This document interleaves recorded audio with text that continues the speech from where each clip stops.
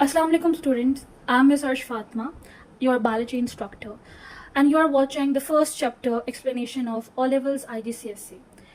हम first chapter से start कर रहे हैं और नेक्स्ट ईयर मई जून 2027 में you will be fully prepared. सब चैप्टर्स वन बाय वन करेंगे, उनके टॉपिकल सॉल्व करेंगे, पास्ट पेपर्स की फुल एक्सप्लेनेशन एंड आप मेरे साथ मिलकर सॉल्व करेंगे and you will be fully prepared and you will be good to go. So first chapter है हमारा characteristics and classification of living organisms. जब हम ऑर्गेनिजम्स की बात करते हैं और specially living organisms, because organisms सब हैं लेकिन कुछ कैरेक्टरिस्टिक्स हैं जिस पर हम ये आइडेंटिफाई करते हैं कि वो किस तरह के हैं।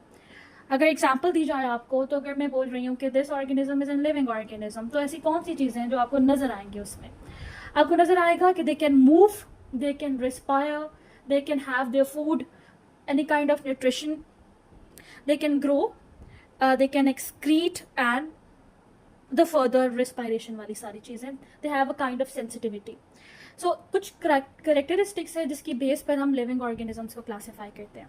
तो जैसे कि मैंने अभी आपको बताया, the first characteristics can be movement. Obviously कोई लिविंग ऑर्गेनिज्म है, अगर वो मूव करता है तो वो इस कैटेगरी में आता है कि yes it is a living organism. और एन एक्शन, अब अगर मूवमेंट को डिस्क्राइब किया जाए तो इट्स एनी एक्शन और an organism perform causing a change of their position और प्लेस। देन सेकेंडली हमारे पास आ जाता है ग्रोथ। कोई भी लिविंग ऑर्गेनिज्म अगर आपको ग्रोथ शो कर रहा है, so that's a characteristic of it.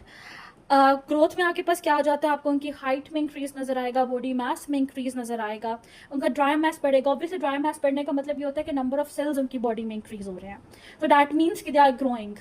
Then reproduction, अगर वो फर्टाइल ऑफस्प्रिंग्स प्रोड्यूस कर रहे हैं, अपनी नेक्स्ट जनरेशन प्रोड्यूस कर रहे हैं in a certain period of time, then we can say that they are living organisms. Then excretion, excretion से पहले एग्जाम में हम बात याद रखते हैं कि एक्सक्रीशन से पहले ऑब्वियसली वो कुछ खाते हैं, कोई न्यूट्रिशन हासिल करते हैं, तो पहले हम न्यूट्रिशन को मेंशन कर देते हैं कि दे हैव सम न्यूट्रिशन।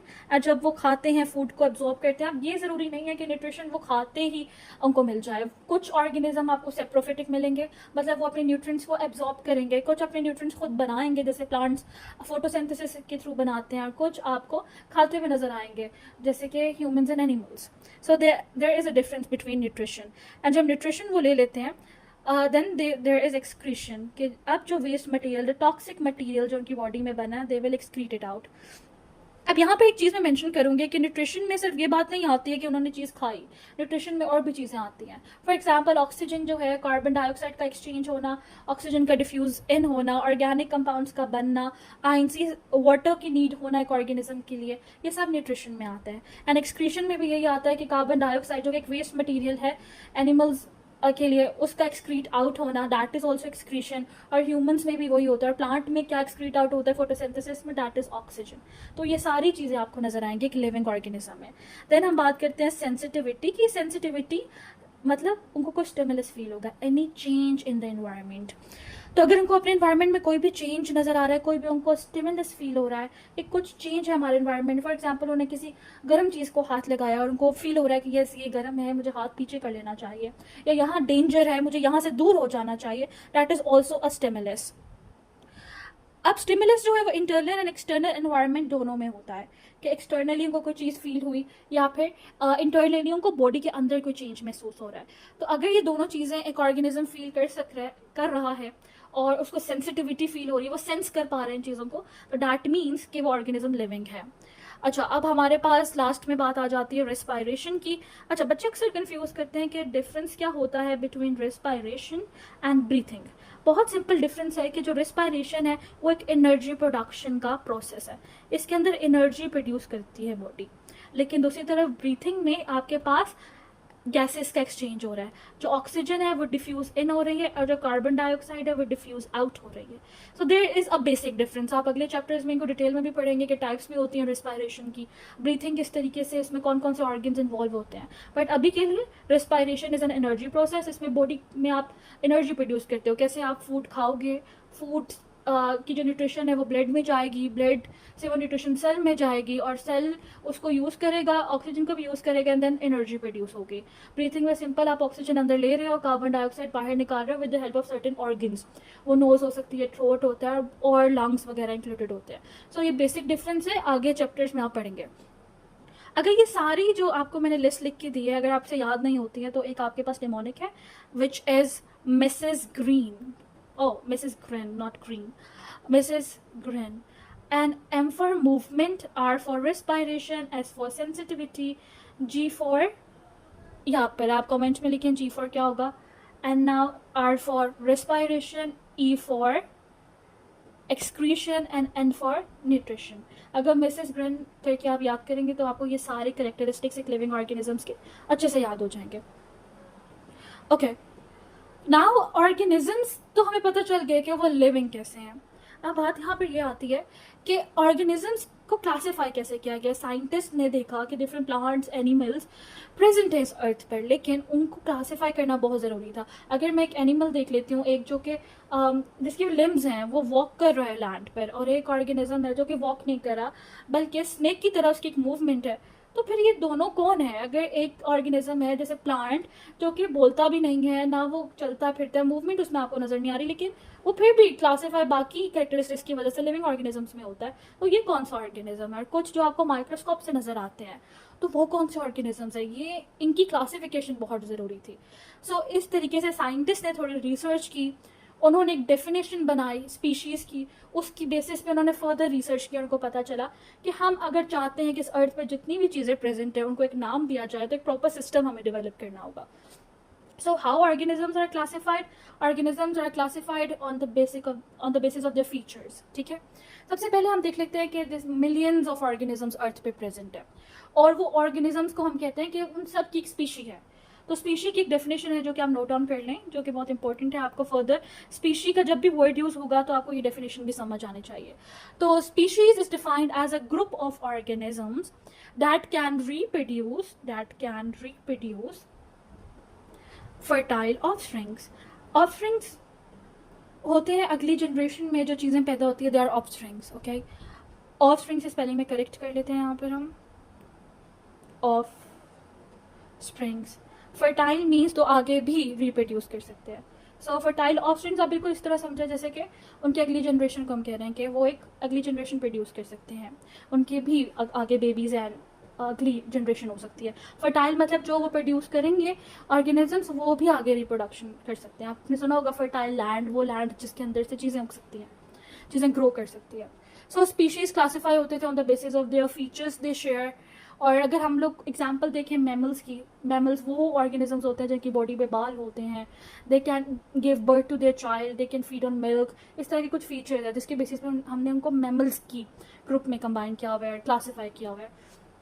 अब ऑब्वियसली अगर हमने ऑर्गेनिजम्स को क्लासीफाई करना था तो हमें एक सिस्टम चाहिए उनको क्लासीफाई करने का, तो वो सिस्टम है आपके पास है द बायनोमियल सिस्टम।